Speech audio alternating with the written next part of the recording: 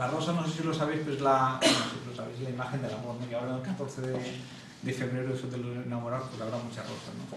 Y es un poco, pues transmitiros el cariño que os tengo y el afecto que os tengo, aunque no os conozco, ¿no? Yo he puesto mucho cariño en preparar la presentación. También la rosa, también dicen que amar no es solamente mirarse el uno al otro los ojos, sino también mirar en la misma dirección. En ese sentido, pues yo creo que podemos mirar en la misma dirección para poder, pues, mejorar y poder ser cada vez mejores personas, ¿no? Y mejores seres humanos. Lo que está claro es que estamos en una época de cambio, estamos en un mundo que lo que no ha cambiado en los 50 últimos años, ahora en un año, de un año para otro cambia, ¿no? Estamos experimentando una serie de cosas. Yo no me imaginaba que, pues hace 10 años, que viviríamos como vivimos hoy, ¿no?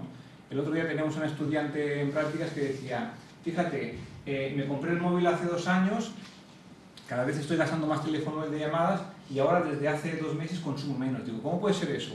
Si el móvil es una tecnología que no existía y lo que supuestamente es que cada vez va a más. Y decía, no, es que me he metido en las redes sociales y ahora ya no hablo por teléfono con el móvil, ahora chateo con mis amigos a través del ordenador, ¿no? Y como antes el teléfono normal pues, ha durado 50, 60, 70 años y ahora una tecnología que se mete nueva como es el móvil, en cuestión de 2 o 3 años le pega un zarpazo a otra tecnología y se mete otra cosa. O sea, estamos en un mundo pero tremendamente cambiante, ¿no? Con avances tecnológicos de todo tipo. Claro, la gente puede usar los PCs para pesarse y eso ya es lo colmo, ¿no? Alguien que utiliza una cámara en vez de un espejo, ¿no? Para afectarse, ¿no? Los frikis de la informática. Y hay un par de bromas, a ver si las podemos ver, de cómo avanza la tecnología. Las personas a veces nos quedamos con las viejas costumbres. Vosotros lo reís y no es una tontería porque alguna vez habéis visto una máquina de escribir de las que teníamos antes. Yo cuando le pongo esto a los chavales de la universidad no han conocido máquinas de escribir, aunque parezca mentira. Ellos no saben lo que es una máquina de escribir. Han nacido ya con ordenadores. ¿Ves lo que quiero decir? Y nosotros no nos damos cuenta, pero el cambio es muy rápido. Y por aquí hay otra también de otro elemento, a ver si la podemos sacar, otro iluminado tecnológico.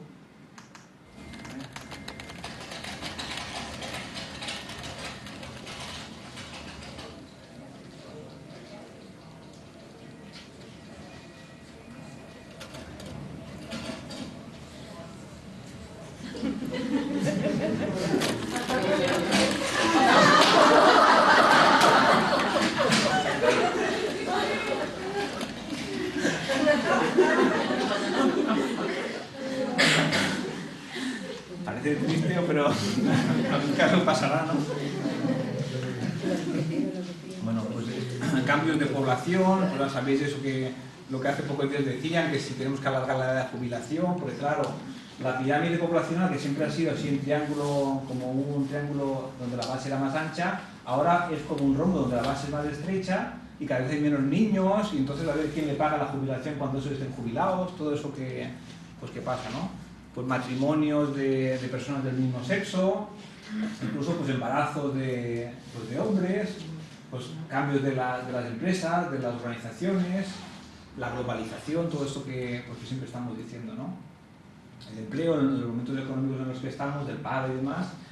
Y bueno, pues aquí voy a poner un clip que es un poco exagerado, ¿no? Pero por alguien se le ocurrió decir, ¿dónde vamos a llegar con tanto paro y con tanta cosa, ¿no? He organizado esta partida de paintball porque creo que la empresa lo necesita. No sé qué. Esto de hacer cosas con los compañeros está muy bien. Pero es que a mí me han dicho que lo de las bolas de pintura puede ser peligroso. No se preocupe por las bolas de pintura, porque el juego va a ser con balas de verdad. ¿Qué? Hay que recortar plantilla y sobra un empleado en la empresa. Y yo no tengo estómago para elegir entre uno de ustedes. Y para eso tenemos que liarnos a tiros. Echa uno y ya está. Y que pase como cuando despedí a Gorriti. No se crean que no sé lo que iban diciendo de mí. Que si un cabrón, que si un negrero. No tienes un corazoncito. Esto no es justo. ¿Cómo que no? Hay una escopeta y 6 cartuchos para cada uno. Sin discriminar a nadie. Pero aquí puede haber una masacre. No, hombre, ¿por quién me toma? En cuanto caiga el primero, se acaba la competición. Bueno, siendo así, Nosotros sabes lo que la podemos palmar. Ya, pero con lo que me he estado tocando los huevos últimamente en la oficina, como el despido sea por méritos, muy listo. Bueno, si no les importa, vamos a ir empezando. Yo no pienso hacerlo. Tengo mujer e hijos. Yo tampoco. Esto es una bestialidad. Ahora mismo voy a ponerle una denuncia. No sé de qué se quejan. Miren cómo recorta plantilla la empresa de la competencia. El que quiera conservar su puesto de trabajo tiene que ganar la carrera de sacos por campo minado. ¡Ya!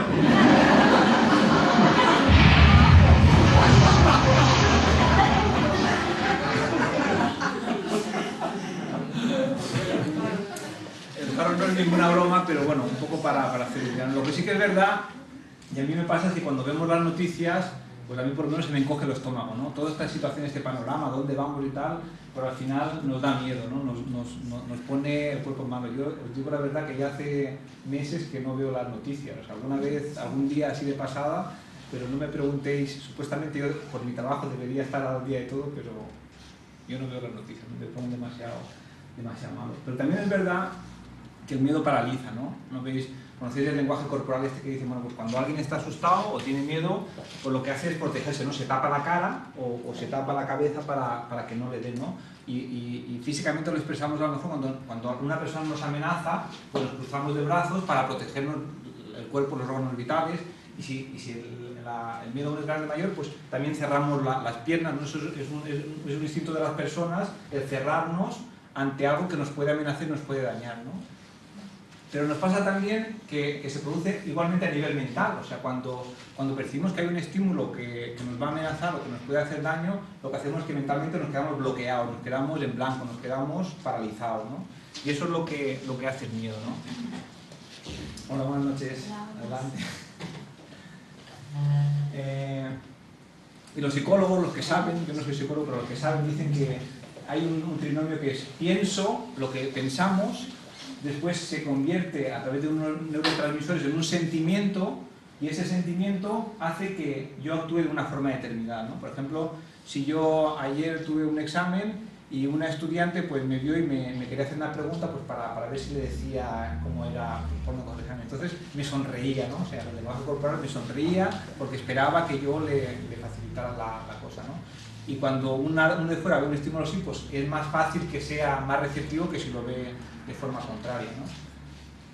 El pensamiento positivo, no hace falta que os lo diga, vosotros lo sabéis, pues lleva a unas acciones creativas, ¿no? Todo lo que es positivo pues lleva a construir, a hacer, y lo negativo pues lleva a lo contrario. Porque habéis fijado estos años cuando pasó el atentado este de Estados Unidos, de las Torres Gemelas y demás, ¿qué pasa? Cuando la gente tiene miedo, igual lo han hecho a posta, ¿no? Pero cuando la gente tiene miedo, ¿qué hace? Se cierra, empieza a comprar armas, a protegerse, a defenderse. ¿Ves lo que quiero decir? O sea, cuando estamos actuando en una base del miedo, del susto, del encogimiento del alma, del estómago, nos defendemos. Cuando estamos abiertos, contentos, felices, al contrario nos abrimos y somos más creativos y podemos generar muchas más cosas que lo contrario, ¿no? Hay una cita que me gusta mucho de Einstein que decía que la elección más importante que puedes tomar en tu vida es decidir si vives en un universo amigable u hostil.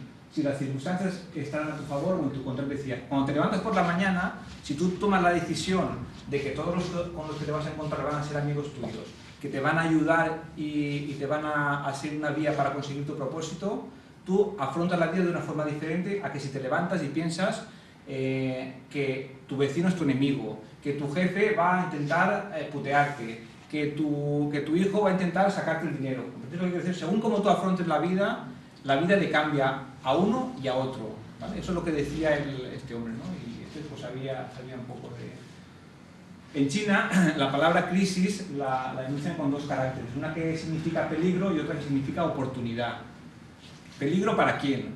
Pues una crisis supone peligro para el status quo, para los que estaban arriba, para los que estaban en una situación, digamos, estable, bien.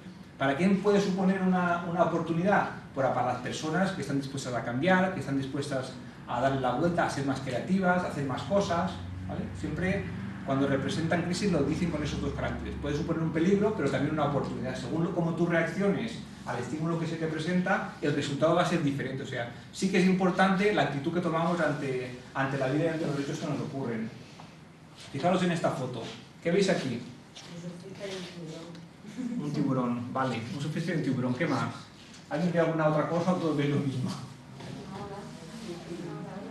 Una ola. ¿Qué más se ve? Una tabla. Una tabla. El sol. ¿Todos veis un tiburón? ¿Un delfín? ¿Qué puede pasar? ¿Qué puede pasar si veis un tiburón? ¿Qué es lo primero que uno piensa cuando cree que ve un tiburón? ¿O cuando ve un tiburón? Peligro. Peligro. Miedo. Miedo. Si estuvierais ahí donde está el hombre este, ¿qué sentiríais? ¿Y a qué lleva el pánico? Paralizarse. Parálisis. ¿Y a qué lleva la parálisis? ¿Qué haría el tiburón cuando ve a uno paralizado? Comérselo. Comérselo. ¿Vosotros creéis que este chico, es un chico, bueno, no está ciego, ¿verdad? Ni le falta vista ni eso, pero esperemos. Ni que lo han obligado a tirar así. ¿Pero creéis que él ve un tiburón? Quizá no. Quizás vea la ola que tiene tan hermosa. Puede ver la ola hermosa. Puede saber intelectualmente, conscientemente que es un tiburón, pero para él, ¿es un tiburón que se lo va a comer o es un reto para divertirse? ¿Comprendéis? ¿Cómo lo ve él? Porque según cómo lo vea, su cuerpo y su mente van a reaccionar de forma diferente. ¿Estáis de acuerdo? Seguramente es algo divertido, un estímulo, voy a probar mis fuerzas, voy a la adrenalina esa que se dice, ¿no? Pues esto es un poco lo que nos pasa en la vida, ¿no? Cuando vemos a alguien pues, que nos pone mala cara o que no te sale la cosa como quieres, lo puedes ver como las dos cosas. O como, casi nada más yo no voy a conseguir mis objetivos, esto es un fastidio, o decir, bueno, pues esto es un reto para poder superarnos, ¿no? Para cambiar las cosas o para poder experimentar un poco más y para poder saber quién soy yo, ¿no? Para poder desarrollarme un poco más. Os voy a contar un par de cuentos, a mí me gusta contar cuentos. El primero es el de una hamburguesería. Tiene buena pinta, ¿eh? Está para comérsela. El cuento está ubicado en Estados Unidos. Es un hombre que tiene una hamburguesería, es un hombre de pueblo, pues como podría ser por aquí en cualquier pueblo de la provincia de Murcia. Un hombre de pueblo que tiene un hijo y él tiene una hamburguesería, pues va haciendo hamburguesas y tal. Tiene la hamburguesería localizada al lado de una autopista y hay mucha gente pues que sale a comer allí.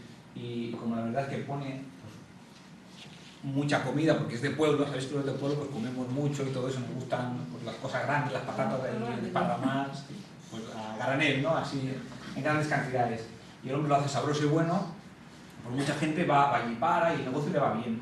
Y el hombre dice, bueno, pues voy a coger y para que mi hijo pues, pueda llegar un poco más lejos que yo, lo voy a hacer que estudie en la universidad, en la Universidad de Harvard, porque es una universidad muy buena y tal, de mucho prestigio, pues para que él pueda desarrollarse y en la vida llegue a ser algo más que un hamburguesero, ¿no? Lo pone allí y el hijo vuelve, cuando ya acaba los estudios, y le dice, mira papá, que tengo una mala noticia que darte. Dice, no me digas, hijo. Dice, sí, después de tantos años estudiando una mala noticia, cuéntame. Dice, mira, en Harvard me han dicho que estamos en crisis. Dice, no me digas. Pues me han dicho que estamos en crisis y entonces tú lo que estás haciendo aquí en el negocio es una barbaridad. Estás tirando el dinero. Tú fíjate, la hamburguesa esa tan grande la podrías hacer un poco más pequeña y así ahorraríamos pues 4 o 5 centavos de cada hamburguesa. El queso que sale por el lado, pues recortarlo un poco las puntas esas y aprovecharla. Las patatas, poner ración para que no le sobre, ¿no? Y el hombre le hace un análisis de ahí de costes de la hamburguesa y entonces diseña, sabiamente, un menú de crisis, ¿no? Todo medido, todo ajustado, porque claro, como le han dicho que viene la crisis, pues el hombre no quiere despilfarrar recursos. Y entonces hace un menú de crisis. ¿Y qué pensáis que les pasa a los clientes cuando ven el menú de crisis? ¿Están tan a gusto como estaban acostumbrados? Claro, ellos comparan la imagen que tenían del sitio ese, donde se comía, había la abundancia, y ahora por el mismo precio, pues le dan todo racionado. Y lo que estáis diciendo, acaban poco a poco por dejar de ir, ¿no? Y al cabo de unos meses, el padre le dice al hijo, dice, hijo, menos mal que me avisaste, ¿ves? Ya tenemos la crisis aquí. ¿Ves? Cuando uno tiene la idea de una cosa, al final le acaba viniendo. ¿Ves cómo tenía razón? Y el hijo tenía mucha razón. ¿Lo veis? Vale. Y el segundo cuento, a lo mejor ya creo que es más conocido, los de la rana, los